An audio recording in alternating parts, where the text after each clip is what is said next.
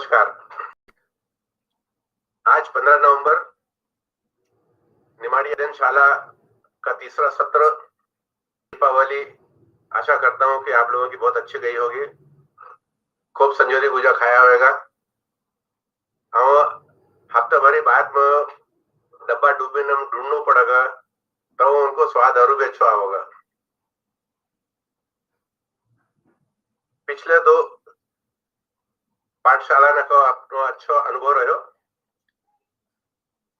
अब हम आज का तीसरे पाठ का सत्र प्रारंभ करते हैं। मैं अपनी स्क्रीन शेयर कर रहा हूं।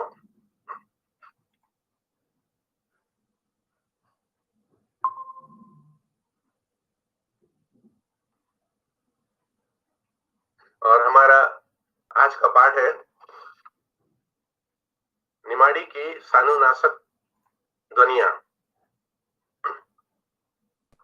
सानुनाशक ध्वनियां ये हमारे लेखन में, हमारी वर्तनी में ध्वनि के अलावा ये बहुत महत्वपूर्ण होती है। ये सभी भाषाओं में होती है। हम वहीं से प्रयोग इसका होता है। हम इसके बारे में आज जानकारी प्राप्त करेंगे। भाषा कोई सी भी हो, ध्वनि हमारे मुंह से निकलती है और हम उसको वर्तनी में उतारते हैं। ध्वनि और वर्तनी के बीच में जो उसकी तालमेल है, उसकी समझ है, ये साहित्यकार के लिए बहुत महत्वपूर्ण दायित्व हो जाता है कि उसको किस तरह से निभाता है। प्रायः ध्वनियां भाषा की तभी मुंह से उत्पन्न बाहर छोड़ते हैं तो वो वायु हमारे मुख के उच्चारण अवयवों से अलग अलग स्थान पर स्पर्श करती हैं और हमारे मुख की जो मुद्राएं, अंदर से जो उनकी स्थिति होती है, के लिए हमारे शरीर में मुंह और नाक दो स्थान। जब हम बात करते हैं तो अधिक से अधिक वायु ध्वनियां कहलाती हैं। मौखिक ध्वनियां स्वर भी होती है, व्यंजन भी होती है, लेकिन जब नाक से भी वायु बाहर आती है, ये हमारी नासिक हो जाती हैं। अब हम इन चीजों को आगे उदाहरण के साथ में पढ़ने। तो ये कोई मात्रा नहीं है, ये न स्वर है न व्यंजन है, और ये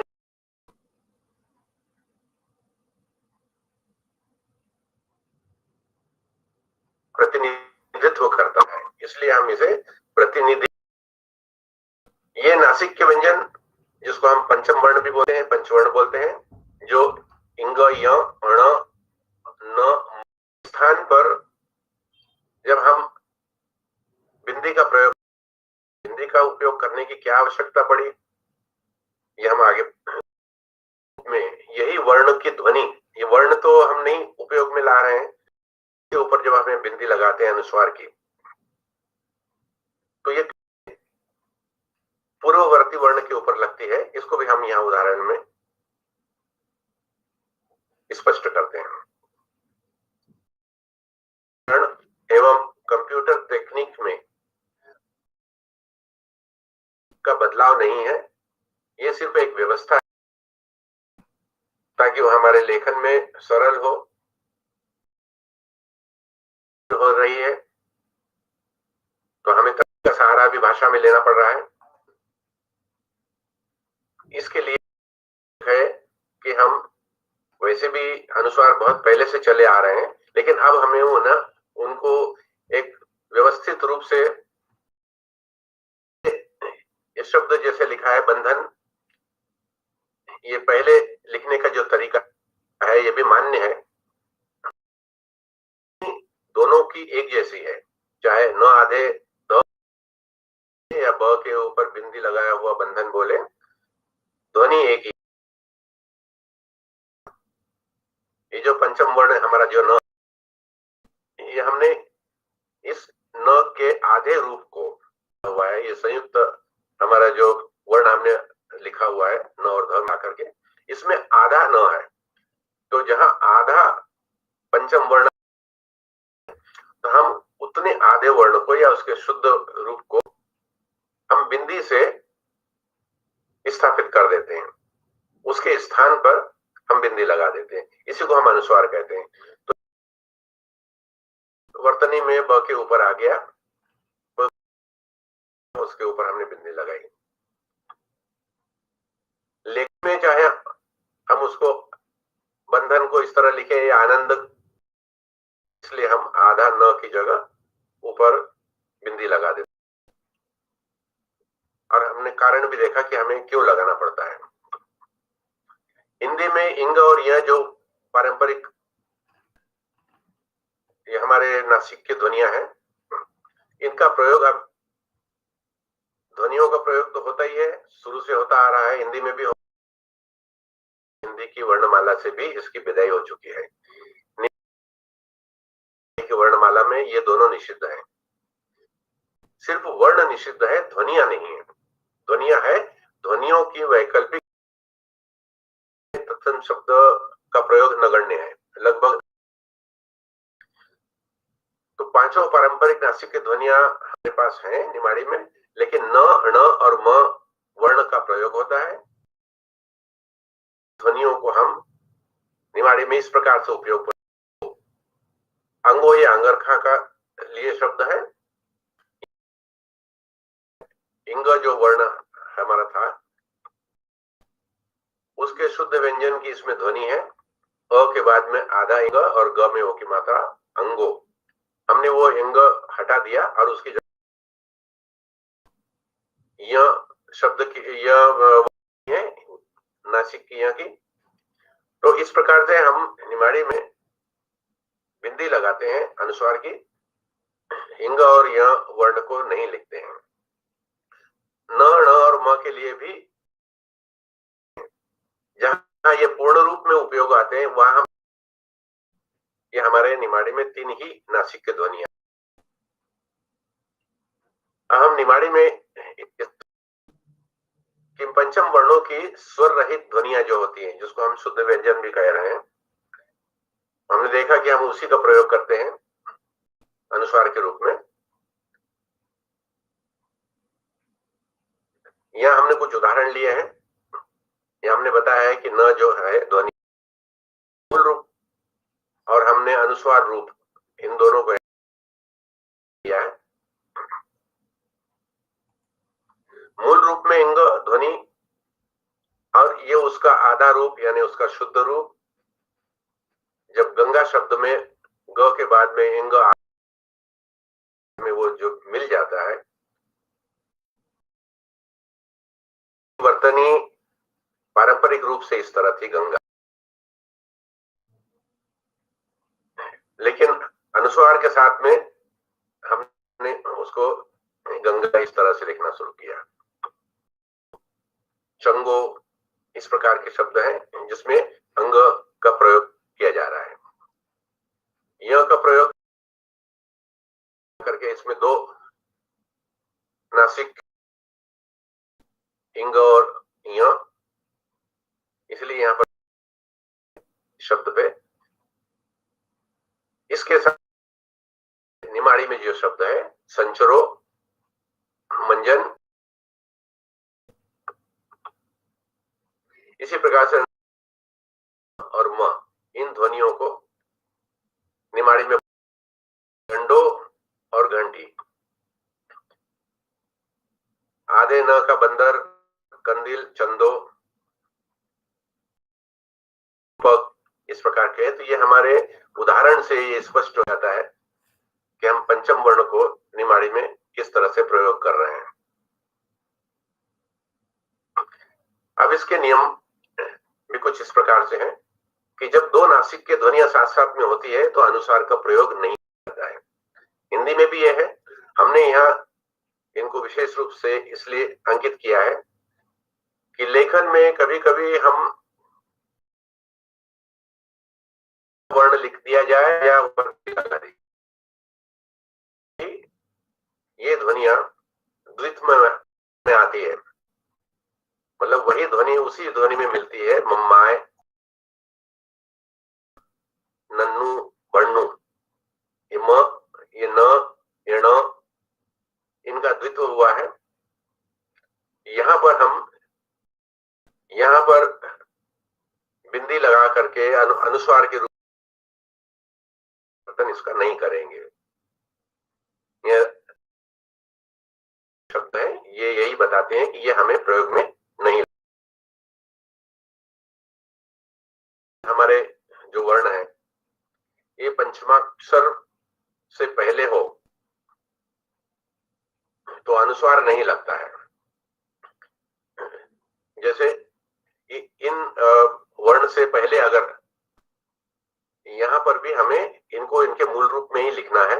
हम यहाँ न को हटा करके और इस तरह से ये पुण्यो जो लिखा है ये ऐसा नहीं लिखेंगे। देखा था कि एक तो वो ध्वनियां हैं जो मौखिक होती है, एक वो ध्वनियां हैं जो सानुनासिक है, यानी जिसमें नाक से भी ध्वनि निकलती है।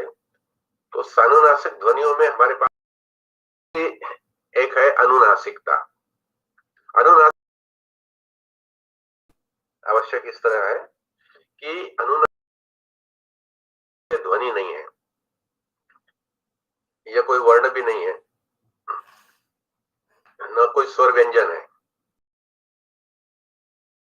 उसको एक विशेष रूप से अगर विचारित किया जाए तो हम बोलते हैं उसमें स्वर में अनुनासिकता है। मुंह से बहुत कम निकलती है, अनुनासिकता में उसका उल्टा है, मुंह से अधिक वायु निकलती है जब हम बातचीत करते हैं उस समय, और नाक से थोड़ी कम मात्रा में निकलती है। जरा अच्छा सुनाई देता है, कोमलता उसमें रहती है। लगा करके देखते हैं लेखन में इसको। यहां तो हमने देखा था बिंदी लगती है, अनुस्वार, इसमें एक ये चंद्रबिंदी तभी लगती है जब शिरोरेखा के ऊपर कोई मात्रा न हो। इस बात को हम आगे उदाहरण में देखेंगे। क्या हुआ, अल्यांग ये शब्द है, अल्यांग। अगर ये चंद्रबिंदी नहीं होती अल्याग हो जाता, और नाक से हमने इसकी आवाज थोड़ी सी निकाली है, अल्याग। छछुंदरी, छछुंदरी, मुंडल्यो, ये मुंडल्यो है, मुंडल जो भी उससे संबंधित हमारा वो हमें यहाँ बिंदी के रूप में लगाना पड़ेगा, लेकिन यह मुंडल्यो है। मांजरी, अंगड़ई, ठाए लगाई हुई। यदि किसी अनुनासिक वर्ण में शुरू रेखा हो, अब इसका एक नियम ये भी है कि अगर भी उदाहरण ये सब में ऊपर चंद्रबिंदी तभी लगी है जबकि शिरोरेखा के ऊपर उन शब्दों पर कोई भी अन्य मात्रा नहीं है। शिरोरेखा के नीचे अल्यांग में आ की मात्रा है, मुंडल्यों में नीचे ऊ की मात्रा है, अंगड़ई में कोई मात्रा नहीं है, ठाई में आ की मात्रा है, लेकिन वो शिरोरेखा के नीचे है। यदि मात्राएं शिरोरेखा के ऊपर होंगी तो वहां पर हम चंद्रबिंदु नहीं लगाएंगे। उसका कारण क्या है, और लिखना में भी अच्छा नहीं लगेगा और असुविधा होगी। टंकण में भी, मतलब टाइपिंग जब हम करेंगे, ऊपर की मात्रा हो और उसी शब्द में अनुनासिकता हो उसी वर्ण में, तो हम वहां चंद्र बिंदी न लगा करके सिर्फ बिंदी लगा देंगे। अब उसको हम उदाहरण के रूप में देखते हैं। नीचे ई में अनुनासिकता है, वास्तव में ये शब्द जो अनुनासिक वाला है ये बिंदी वाले नई, सैणो, चिया जो बिंदी लगी है वास्तव में ये अनुनासिकता है चाहिए। बिंगोटो, भीम भी ऊपर चंद्रबिंदी होना चाहिए। नींद, सौंदार, ये जितने भी लिखे हुए हैं ऊपर की मात्राओं के साथ, ई की मात्रा, ए की मात्रा, औ की मात्रा, यहाँ मात्रा, इन सब मात्राओं के साथ में जो बिंदियां लगी हुई है यह अनुस्वार की बिंदी नहीं है, ये असली में चंद्र बिंदी है। लेकिन स्थान की कमी के कारण टंकण की सुविधा हो है, सिर्फ बिंदी बनाई है। अगर मैं यहां से बताना चाहूं तो आप इन पर गौर करें। असली में ये ऐसा लिखा जाना चाहिए था। सैणो चिया ऊपर के जितने भी शब्द लिखे हैं उन्हीं शब्दों वास्तविक इसकी जो ध्वनि है उसके हिसाब से इसकी यही होना चाहिए जो इसमें दी हुई है, लेकिन सुविधा के लिए, क्योंकि इस प्रकार से जो यहाँ आप जो देख रहे हैं शब्द, इसमें हाथ से लिखना या टाइप से लिखना, इसमें समस्या उत्पन्न हो जाती है। इसी बात को हमने यहाँ पर बताया हुआ है। इसको थोड़ा और समझने के लिए कि यदि वहां पर हमारा स्वर जो है, अभी तो हमने इन स्वरों की मात्राओं की बात की थी, अब हम यदि शुद्ध स्वर कहीं आते हैं शब्द में, आई वहीं कहीं ये उंदरो, इनमें स्वर हैं अ, ई, उ, ए, अगर अनुनासिकता है, चूंकि स्वर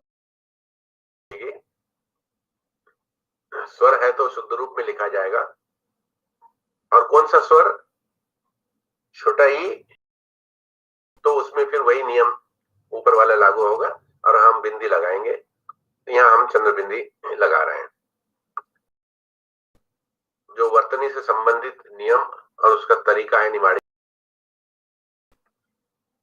अब हमारी निमाड़ी भाषा की एक प्रकृति है, हर भाषा की बोलियों की लोक भाषाओं की अपनी प्रकृति होती है, उसके हिसाब से कई ऐसे शब्द हैं, पारंपरिक शब्द जो परंपरा से चले आ रहे हैं हिंदी भाषा में, उनको जब हम निमाड़ी में लिखते हैं तो कुछ शब्दों में अनुनासिकता का लोप हो जाता है। अनुनासिकता का लोप होता है, इसका कोई कारण नहीं है, क्योंकि ये हमारी भाषा की बनावट है। उस अनुनासिकता को चंद्र बिंदी से अगर वो अनुस्वार के रूप में आती है तो अनुस्वार नहीं लगाना है। तो कैसा हो जाएगा, आंच, आंच आना, जैसे आंच शब्द है, लेकिन निमाड़ी में जब हम लिखेंगे तो उसको आंच बोलते हैं, क्योंकि हम में दांत बोलते हैं, ऊंट को ऊंट बोलते हैं, कुमकू को कुकू बोलते हैं, हंसने को लिए हंसणु बोलते हैं, डांटने के लिए डांटणु बोलते हैं। ऐसे अनेक शब्द हैं निमाड़ी में है। तो ये हमको अपनी निमाड़ी की प्रकृति समझ करके ही इस प्रकार से हमें इन शब्द उतारना चाहिए।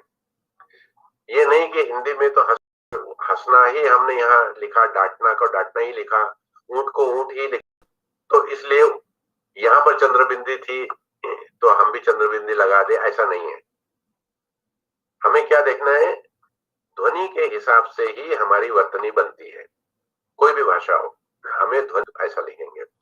अब यहाँ पर लेकिन कुछ शब्द ऐसे भी हैं निमाड़ी में जहां अनुनासिकता आरोपित है, सही में अनुनासिकता वहां पर होती नहीं है,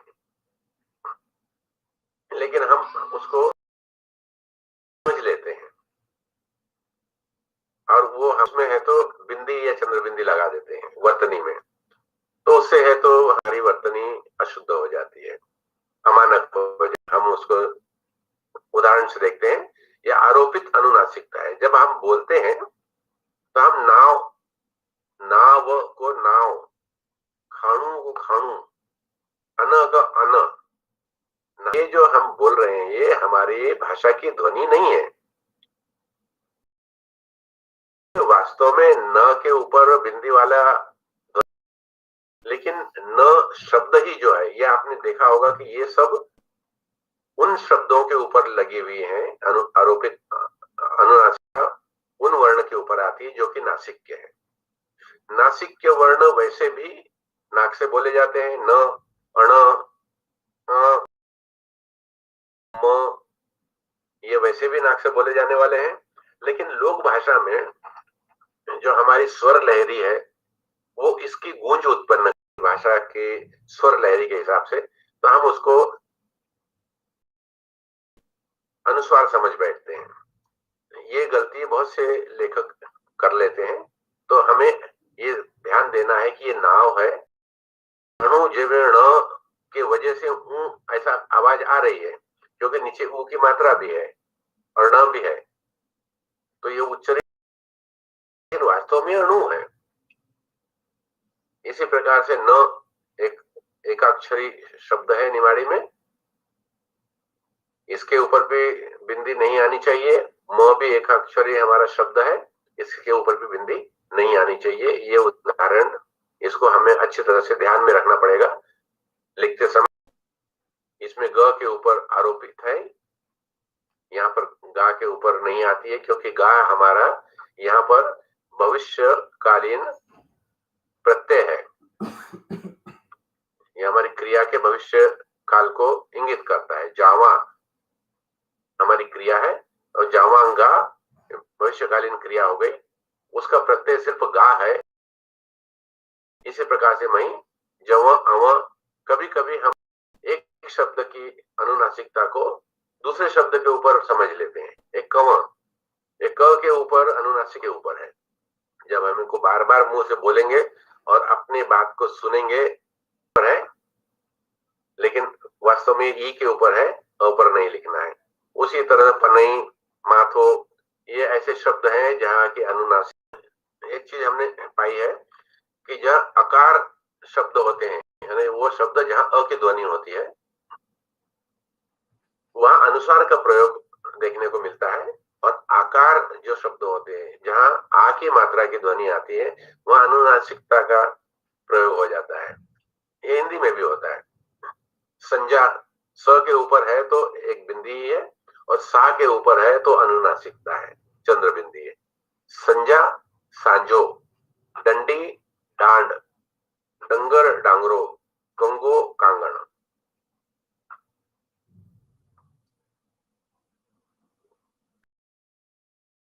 जो कि इंग, य, न, ण और म, ये पांचों अक्षरों के अर्धाक्षरों की जहां वर्तनी में आवश्यकता थी, यानी उनके शुद्ध व्यंजनों की आवश्यकता है, वो एक अलग विषय है। चूंकि यानी वो वर्ण नहीं है, तो हम न, अण और म, ये तीन नासिक व्यंजनों की बात करते हैं। इनको हिंदी के समान ही उसका चलन है निमाड़ी में, उसमें विशेष परिवर्तन नहीं है, इसलिए हम म का अभी छोड़ देते हैं। ठीक उसी प्रकार से प्रयोग करेंगे जैसे हम हिंदी में पारंपरिक रूप से करते आ रहे हैं। न और न ये जो ध्वनि है, वे निमाड़ी में ज्यादा प्रयोग में आती है, न का प्रयोग ज्यादा होता है। और ये दोनों इस प्रकार से हैं जैसे घर में दो बालक अगर जुड़वा है, और वो जिसको हम आइडेंटिकल ट्विन बोलते हैं, जो एक जैसे सूरत शक्ल के हैं, तो कभी कभी माता पिता को भी भ्रम हो जाता है। तो क्या करते हैं, कभी कभी दोनों बच्चों को अलग अलग रंग के डिजाइन के कपड़े पहना देती हैं एक साथ। उनको पता है कि लाल रंग का पहना है तो राम है, और नीले रंग का पहना है तो ये श्याम। बालक जो है वो बहुत शैतान है, आते हैं तो श्याम का शर्ट राम पहन लेता है, राम का शर्ट श्याम पहन लेता है, ताकि वो एक भ्रम में रहे कि ये न है। यानी एक दूसरे के घर में जाके घुस जाते हैं और एक दूसरे को अपने घर से हटा देते हैं। दूसरे शब्दों में स्पष्ट रूप से ये कहें कि न की जगह पर न का प्रयोग हो जाता है, और न की जगह न का प्रयोग हो जाता है। कुछ कुछ जगहों पर न की जगह न आता है। ये भाषा की अपनी प्रकृति है। इसका कोई स्थायी ये प्रयोग होगा, ये ध्वनि के हिसाब से प्रयोग होता है। भाषा में नहीं उसके हिसाब से बनेगी। ण का प्रयोग ऐसे भी शब्द के आरंभ में नहीं होता है, शब्द के मध्य अंत में ही होता है, और न का प्रयोग प्राय शब्द के प्रारंभ में होता है। ऐसे होता है जिसमें ण और न दोनों का प्रयोग होता है। हमारा जो अष्टाध्यायी का पाणिनि का जो नोन सूत्र था, प्राकृत में जो संस्कृत करके आया नोन सूत्र, उसके हिसाब से ण का न हो जाता है। नो ण सूत्र भी एक है प्राकृत का, वही निमाड़ी में भी चलता है, और न की जगह न हो जाता है। इन चीजों को हम उदाहरण से अच्छी तरह समझ पाएंगे। णकार युक्त के यहाँ जहाँ ण, ये पारंपरिक शब्द है जहाँ ण का प्रयोग होना चाहिए, निमाड़ी में वहां पर न का प्रयोग हो रहा है। ये हमने कुछ यहाँ पर उदाहरण दिए, जैसे पूर्णिमा। पूर्णिमा को निमाड़ी में हम पुण्यो बोलते हैं, ण की जगह न आ गया। पुण्य पुन, विष्णु विष्णु, कृष्ण किशन, स्वर्ण का सुन्नु। इस प्रकार से न की जगह न शब्द का प्रयोग निमाड़ी में हो जाता है, कुछ शब्दों में होता है, लेकिन यही नहीं है। न की जगह भी ण का नोन सूत्र के हिसाब से न की जगह ण का प्रयोग के बहुत सारे उदाहरण है। जाना एक क्रिया है, निमाड़ी में हम उसको जानो कहते हैं, जानो भी कहते हैं, जानू भी कहते हैं। ओकारांत प्राय होते हैं निमाड़ी में शब्द, लेकिन कुछ अन्य भाषाओं के, निकटवर्ती भाषाओं के प्रभाव से, कुछ आदिवासी भाषाओं के प्रभाव से ओकारांत शब्द उकारांत भी बन जाते हैं निमाड़ी में। और ये दोनों ही रूप प्रचलित है और दोनों ही मानक है, दोनों ही वर्तनी सही है। ध्वनियां इनके अलग अलग है, अर्थ इनके एक ही है। जाना का जानो और जानो, पढ़ना, सुलाना, धोना, जिमणो जिमाणु, वैणो वैणु, कुछ शब्दों का यहाँ क्रम बनाया हुआ है।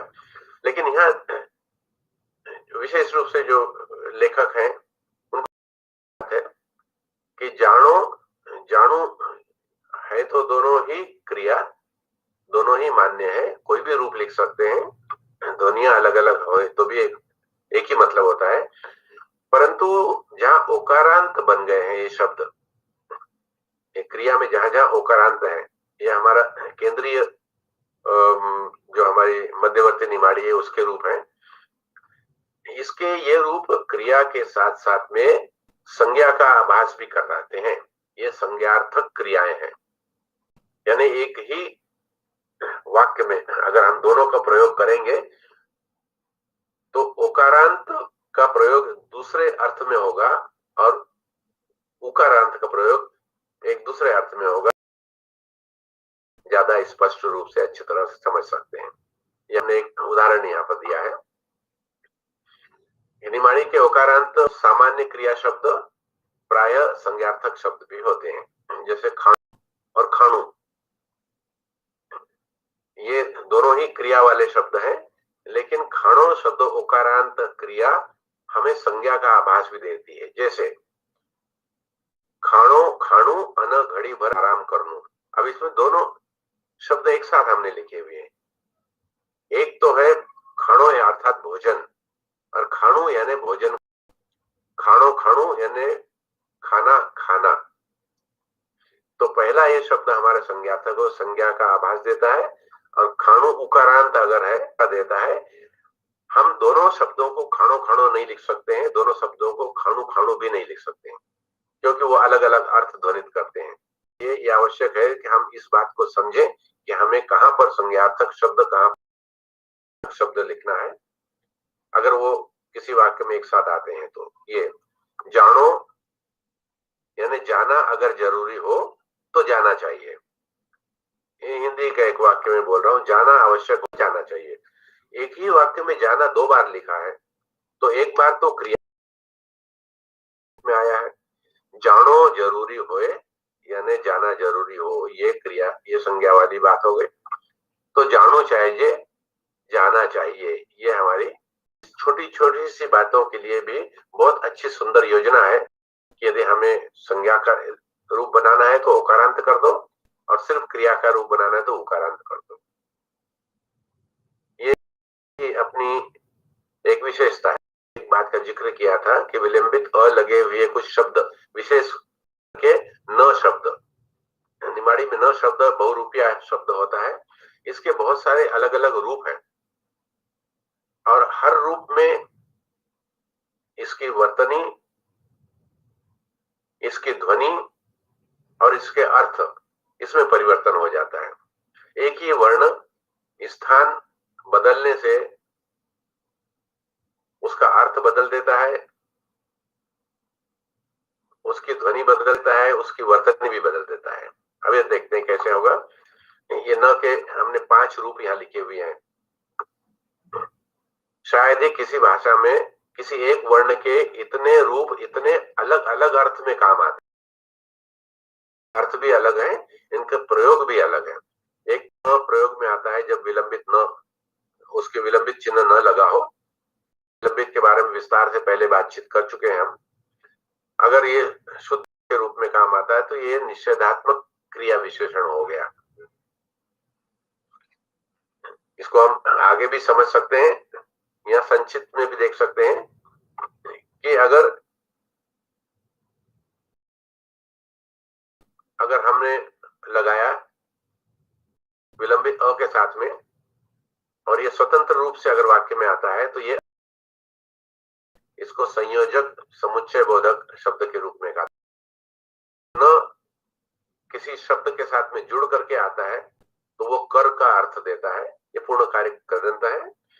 और न यदि के रूप में आता है, शब्द में जुड़ के आता है तो बहुवचन का अर्थ, ये बहुवचन बन जाता है।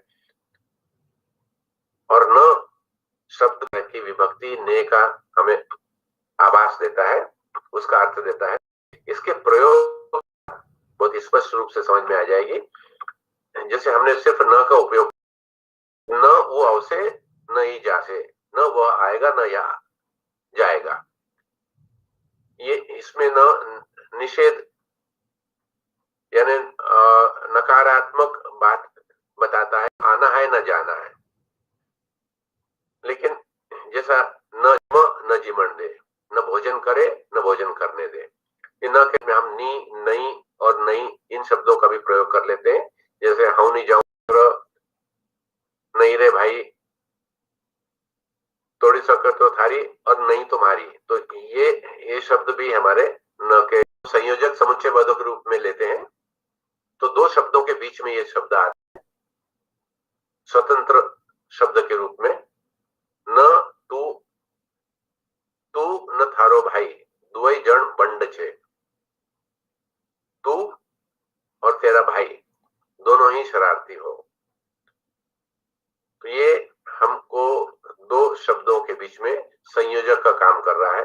समुच्चय बोधक का काम अलैंसी आवजे न वलैंसी जाजे, ये न भी और के लिए शब्द आया, और ये समुच्चय का बोधक है। ये संयोजक शब्द है, ये भी और के लिए आया है, ये भी और के लिए आया है। इधर से आना और उधर से जाना। बैलिया धुरा न गाड़ी गेर, बैल जोत और गाड़ी हाँक, ये और के लिए काम में आया है। न के दो रूपों की बात करी और हम 2-3 रूप हैं। ये अभिकारी प्रत्यय के रूप में भी ये काम में आता है।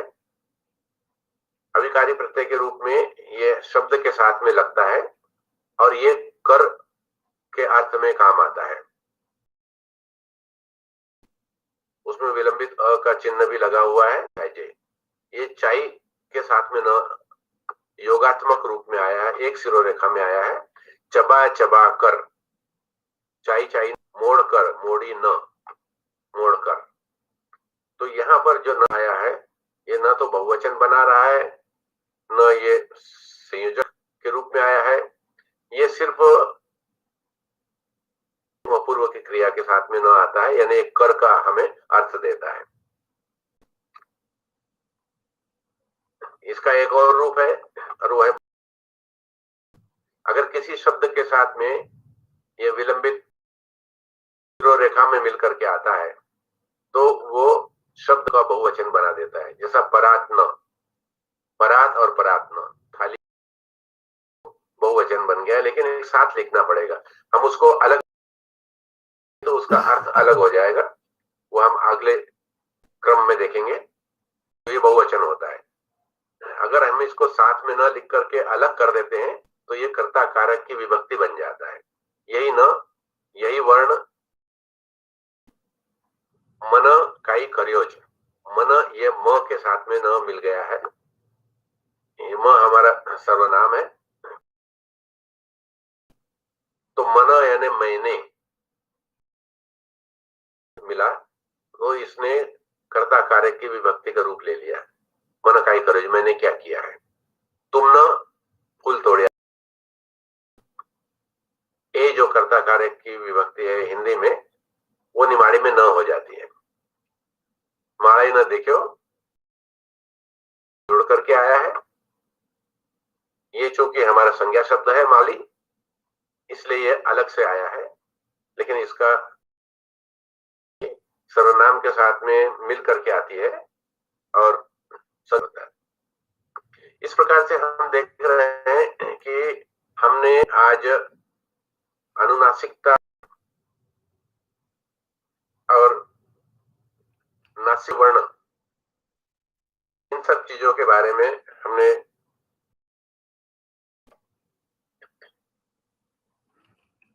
हम देखते हैं। इस प्रकार से